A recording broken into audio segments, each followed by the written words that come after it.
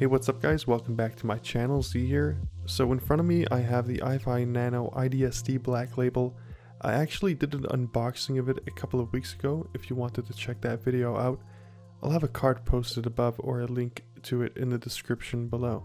And so you guys know, IFI did send this unit out to me for me to review as a loaner unit, so I do need to send it back after I'm done reviewing it. So ever since unboxing this DAC, I've been using it off and on, mostly testing it with some of my Hi-Fi headphones and earphones. So headphones like my Super Lux HD 668Bs, my KZZS5s, the Xiaomi triple drivers, the Sfail 64 ohm earbuds, and many more. I don't currently own anything that's hard to drive per se, so nothing officially top tier like an expensive pair of Sennheisers or anything comparably expensive. Most of the stuff being tested by me with this DAC and amp combo are inexpensive under $50 earphones, so take that into consideration.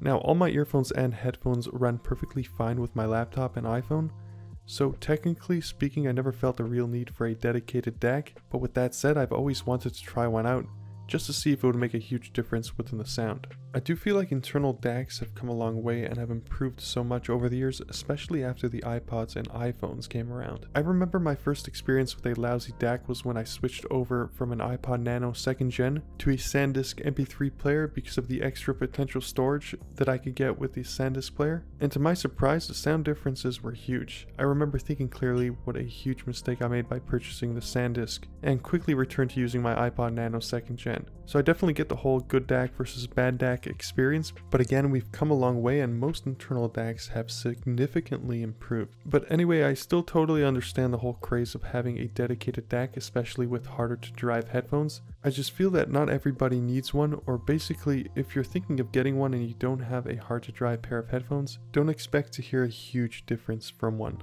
And this is basically what I want to elaborate on a little bit later on in this video. But for now, let me speak about the differences in the sound that I hear between the IFI Nano IDSD black label and my regular everyday devices like my iPhone 6 and my Dell Inspiron 7559. And so you know, I was considering doing a blind test, as one commenter by the name of Thailand Osberg, hopefully I said that name correctly, so as he recommended in the comments section on my unboxing video.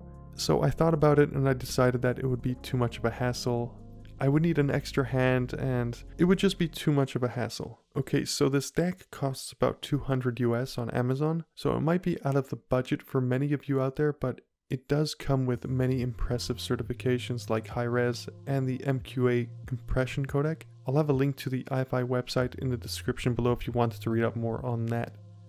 So let's talk about the differences in the sound that I'm hearing. So for the most part, it is very hard to tell the differences in sound between this DAC and my laptop's internal DAC using the earphones that I have, but the times I did notice some differences within the sound was when I was using my larger headphones with the DAC. So with the Super Lux HD 668Bs paired with this DAC, I noticed a more open soundstage and a more forward and centered sound presentation, so the audio was closer up to my ears, if that makes sense. It was like more of a centered listening feel, while the regular headphone jack, the audio seemed like it was slightly further away. Also less white noise in the background. Now for the other earphones that I tested the DAC with, I also noticed no white noise, whereas when I used the regular headphone jack there is some subtle white noise. I should mention though that at a few points during this test while listening to some of my tracks, I forgot if the headphones were plugged into my laptop or my DAC, the IDSD DAC that is.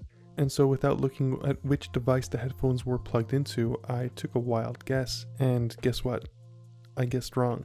So there are differences to the sound, but it's subtle differences which are mostly to be had with larger headphones, and even then you won't really notice it unless you're using a hard to drive pair of headphones or if you're an audiophile. Or also if you're coming from a garbage DAC or from an older device, you'll also notice the differences here as well. And I say this because when I switched over from my HP NV14 to my Dell Inspiron 7559, I did notice a slight improvement to the sound quality. It wasn't a huge improvement, but it was definitely noticeable.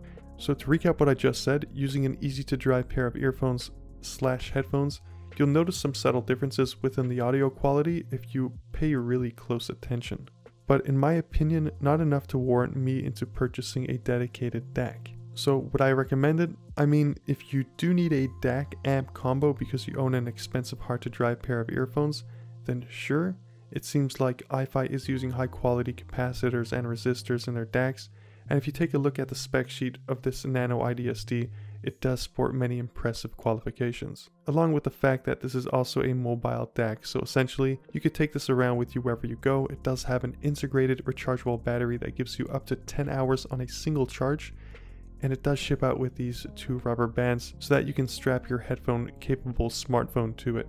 Though you will need to purchase a third-party cable in order to connect your smartphone and DAC together. And of course, assuming you do have the $200 to spend on this DAC. Otherwise, if you just have a regular pair of headphones that you were looking to improve the sound on with a DAC, and you had the money to spend, I'd instead spend that money on a good pair of headphones first, and then later I'd get the DAC. And I'll post some links to some good, well-known headphones in the description below. I have not used any of these, just a disclaimer, but I've heard some very good things about them. So whether it's IFI or any other DAC, what I could tell you about this IFI device is it does feel and look solid. And it's got pretty impressive specs, if I might add as well. Well, that's pretty much it. Hopefully you found this review/rant helpful. And if you did, please do leave a like, and also leave a comment in the comments section below of what your thoughts are about all this. So that's it. Thank you guys for watching, and I'll catch you in my next video. Later, guys. Hey guys, so here's an overview of the IFI DAC. So starting from the right side, we have the potentiometer, also known as the amplifier. We've got the LED indicator light, which does change colors depending on, I guess, the bit rate. I've not really paid too much close attention to this, so can't really tell you if it works exactly as you would expect it to work. Next up we have direct, which basically uses the DAC and the potentiometer together. I guess you would say that you could use it for all earphones and all headphones, whereas the next one over, which is IE match, which is basically like a dampener. So it matches the impedance levels of your earphones. So if you have a lower impedance pair of earphones, generally on IEMs, you would use this port right here because it does match it. It has more resistors, so it dampens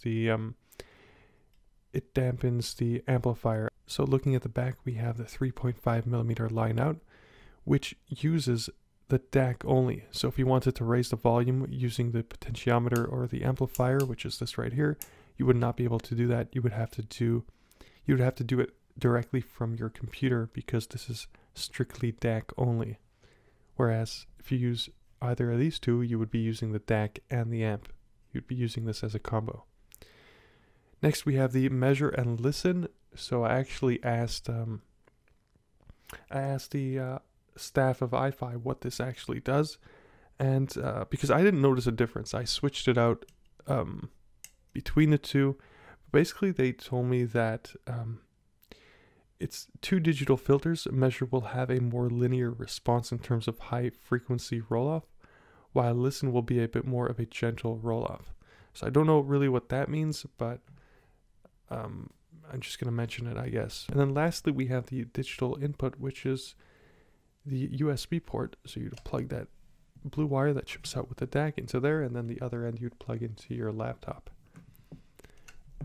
Overall, the device feels nice. I guess it feels expensive. It has a nice, good feel to it. Doesn't feel cheap, that's for sure, and it does look classy with all of its curves. So it looks pretty good, and it's got all these certifications on it. It's got the Black Label IDSD. That's the branding because you got some fancy design on the IDSD, that little slash there. So that's the overview of the IDSD in Black Label. And I just wanted to say thank you again to IFI for sending me this DAC out to review. So thanks guys.